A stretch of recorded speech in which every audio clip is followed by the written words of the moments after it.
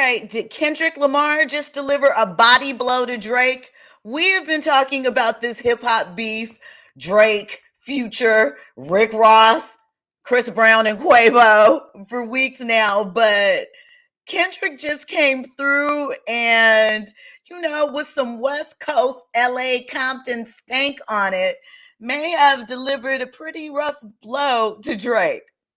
All right, let's get into it. Now, let me start off by saying, yes, I'm West Coast, always throwing up my W representing LA, but I'm a fan of Drake's. Like, really, I like everyone's music that's involved for the most part. Not everything. I am not a consumer of all of it, but I've enjoyed it for different reasons and different things. I also am a fan of hip hop and I like battles. I like a little trash talk. I like a little bit of back and forth as long as it stays on wax. Although in these last couple of rounds, has felt really personal, really, really personal. So we're going to get into Kendrick. He dropped Euphoria on a random Tuesday morning, April 30th at 8:24 a.m., which should not be lost. 8:24. That is the Black Mamba's numbers, Kobe Bryant. There is a Kobe reference in this song. And Kobe did say if he had to compare himself to a rapper, it would be Kendrick. So there's a lot of bars in here. We're going to break down some. We're going to break down some of the puns, ones you may have caught, ones you might have missed, and get into as much as we can really, really quickly. Of course, because I like receipts, I got to go to my notes. So if you see me looking at my notes, it's just that I'm looking at my notes. So let's start off with the title, Euphoria. We all know that Drake is one of the producers on the HBO show that has had 2 seasons.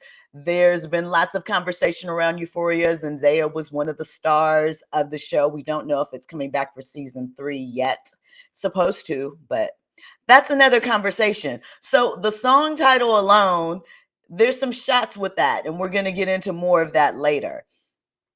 I believe, there were like 3 beat switch ups along with 3 different types of vocalizations or stylings, which is sort of Kendrick's signature, as we know. But I do wonder, how strategic every moment was. Like, how long was Kendrick planning this? It starts off with some words that are going in reverse. Well, the internet never sleeps. The little reverse that's going at the beginning, you internet detectives, you're so crafty, have figured out that that comes from Richard Pryor's dialogue in the film The Wiz, when he says something to, and I might be getting it wrong because I did not put the exact wording in my notes, but he says something like, I'm a fake, or it's not true, or something to that measure. That's what's being looped backwards. So it starts off with shots fired, right? So from there, we move around. And again, I'm not going to go in order because I can't, because there was so much. I was just trying to take notes like, oh my God, let me catch what I can. I'm going to have to go back and listen at some point because there are a lot of bars. I believe that was a Teddy Pendergrass. Excuse me, I'm talking too fast. I believe that was a Teddy Pendergrass beat that dropped the sample. Little old school vibe, even though Teddy's from Philly, very West Coast, There were a lot of shots taken. There were shots at fatherhood taken. Kendrick said, why would I call around trying to get dirt on a ninja? Y'all think my life is rap. That's hoe-ish. I got a son to raise, but I can see you don't know nothing about that. That is definitely a swipe. Okay, let's continue on to all of it. Kendrick said that he's just a hater. He doesn't like anything about Drake, the way he looks, the way he walks, the way he talks, any of those things. Instantly, it reminded me of that video of the guy yelling outside the woman's window, me. Well, what did he say? Let me get it right. He was like, him, he's whack. His hair, he went down this whole list of things, and he was like, me, I'm tight as hair, whack. His gear, whack. His jewelry, whack. His footsteps, whack. The way that he talks, whack. that doesn't even like to smile, whack. Me, I'm tight.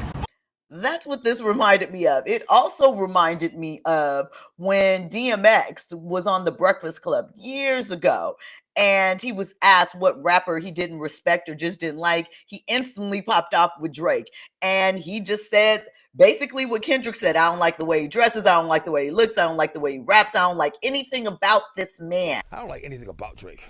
Mom, I don't like his voice. I don't like what he talks about. I I be trying to don't tell like his these face. people. I don't like the way he walks, like nothing. I don't like his haircut. I might just, let me shut up. I'll just stop right there. And Kendrick gave you all of that energy. So shout out to that. I mean, essentially, Kendrick was coming for the throat over and over and over and over again. You know, it's clear, like people are like, oh, well, Kendrick's just a hater because he's taking shots at Drake's success. I don't think it's that. I think he just doesn't like Drake as a person and dislikes what, in effect, Drake stands for. Maybe that's commercialism. Maybe he feels like Drake borrows styles too much. I'm not sure. Maybe it's too much for the ladies, but I don't think it has anything to do with success just on that level per se. Kendrick also said, I make music that electrifies them. You make music that pacifies them. I could double down on that line, but I'll spare you this time. That's random acts of kindness. So here's the thing. I mentioned that Euphoria reference. I think the pacify line, you know, how children get a pacifier. There's been rumors that people have kicked up regarding Drake and what they feel are questionable relationships with younger individuals. You know, that is very much a topic now. Seems like Kendrick may have been throwing shots at that. Also, with the title Euphoria, there have been a lot of commentary, or there was a lot of commentary in reference to Euphoria and the messaging that it brings because it's very adult subject matter and themes, but the protagonists of the show are all supposed to be high school teenagers. So there is that. Let's see what else. Let me continue through my notes. I mentioned the 824 and Kendrick Kobe comparing himself to Kendrick agreeing. He also dropped a YNW Melly line. Now, I'm going to be honest with you. I knew that meant something, and I knew it meant something pretty big, but that's not my music. I'm not aware. I know he's a rapper. It's like, let me Google, right? Because I know that there's something salacious that was attached to that. Yeah, so YNW Melly, he's a rapper. His real name is Jamel Demons.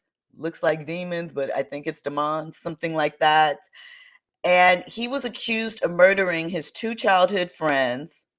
And basically, it happened in 2018, they allege. And that after a late night recording session in the studio, he made it look like they were victims of a drive-by shooting. So Kendrick alludes several times to taking out Drake in this song, you know, calling the real ones. It's a lot, as I said. Continuing on, because I took notes, like I mentioned, and again, not in particular order, but I took notes. So there's also a line that says, how many more Black features till you finally feel like you're Black enough, right? Now, I saw some people say that is crazy for Kendrick to throw those shots at Drake, considering all the features that Kendrick has done with pop artists like Taylor Swift, like Maroon 5, Imagine Dragons, you know, valid point. People also took aim at Kendrick kind of throwing shots at Drake using AI because he said that Tupac is probably rolling over in his grave. He made some sort of reference to Drake buying Tupac's ring and that he would spend more to buy it back. Like I said, it's deep. There's a lot of references in there. But someone pointed out that, you know, is it that different from Kendrick making a song where he's rapping to Tupac? Don't know. Is it any different when he did, I can't remember the song, but it was out not too long ago where his face changed into all the different people. And in one moment, it changed into Nipsey, where a lot of people felt like it was paying homage to it. Is this not the same approach that Drake was taking with the AI, Snoop, and Tupac verses? I mean, to be honest, like, did it sound just like Pac? No. I thought it was a creative use in a way of new technology. Did it come out the best? No, but you got points for creativity, at least from me. There also was a line where uh, Kendrick said, "You gonna make me bring Puff back," right? Now, if you recall, there was rumors that Diddy punched Drake at Live in Miami a few years back. I think like maybe 10 years ago, actually. It supposedly happened in Live at DJ Khaled's birthday party during Art Basel week. Unconfirmed rumor or confirmed, depending upon who you talk to. There also was something about who was it that supposedly like urinated on Drake? I can't remember what that story was, so I'm not gonna tell it, but there have been these little sub stories and things. I mean, I still think it's crazy that all of these people at one time are coming out to jump Drake. Says a lot. Now, I'm not saying that Drake hasn't done some of the dirty things that they're accusing him of, but it is interesting that they're all ganging up to do this. Not that Kendrick ganged up with anyone on this 6-minute diss rap.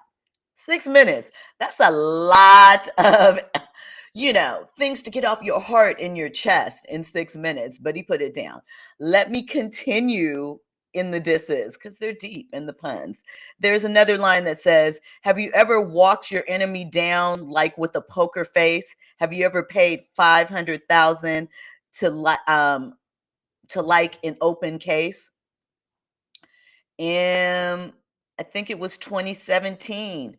Drake allegedly paid out $530,000 to someone that accused him of sexual assault. Is that what Kendrick's referencing? Don't know. He also mentioned, because Drake on, I can't remember which, if it was 50 push-ups or the other one where he was talking about Kendrick and splits and these things. Kendrick fired back with, "Don't talk to me about splits when you signed to the guy that signed to the other guy that signed to that guy." I think that might have been a Jay Prince reference. I don't know. I don't know, but we definitely know it's a Lil Wayne and Birdman reference. So again, there's a lot there. We do also know that Kendrick made his last album for TDE with his last album. This song was released by Kendrick Lamar, his own label, and is licensed to Interscope. So he still has a relationship with the parent distribution company to put out his music on his own way. Let me just run back the calendar of the last, a little more than a month as far as the diss tracks are. Like That came out March 22nd. 7-Minute Drill, that's J. Cole's song that he took back after taking shots at Kendrick, which might have been smart. Consider how hard Kendrick is rolling with the shots right now. J. Cole is over there preserving his peace right now. So good for him. So on April 13th, 7-Minute Drill was April 5th. April 13th was when Push Ups leaked, right? BBL Drizzy Champagne Moments came out April 13th. That's Rick Ross's song. Champagne Moments Official came out April 15th. Push Ups Official came out April 19th. And then there was the Tailor Made leak that dropped April 19th as well. That's the one, obviously where Tupac's estate was like, yeah, take this down or we're suing you, which he has, but it was never for sale. I don't know if it was ever officially on iTunes or anything like that. So honestly, I don't think he really intended it to be a single. I think it was bait to try and push KDot to respond, and Kung Fu Kenny did. He did that. And, It's been a lot happening the last couple of weeks. I didn't even get into Quavo and Chris Brown's diss. You know, Quavo had a couple of bars in there, but Chris Brown bodied him. We know he also dropped T, which he said in the song, sweet, don't let that go over your head. There's something sweet about that ish. I got some tea about that ish, while alluding that he hit Quavo's ex while she was his present because he's upset about Karuchi. You know, these dot connects, they go so far. At any rate, that is your update. I'm sure there'll be more because it's early in the day. It's only 2:15 p.m. West Coast time. Remember, this song dropped at 8:24 a.m. West Coast time. For the YNW Melly reference, his birthday, I don't even know if Kendrick knew this, is May 1st. That's also my birthday and Gigi's birthday, Kobe's daughter, as well as Shaq's daughter's birthday. My birthday, most importantly. But I don't know if that was part of the diabolical plan too. But just wanted to, give you all the bits and pieces and different parts of things that are floating around out there. I can promise you I skipped a lot of stuff and forgot a lot of stuff. It's a 6-minute diss. But, keep it locked to RSVP because we'll be keeping it hot here with all the details next time.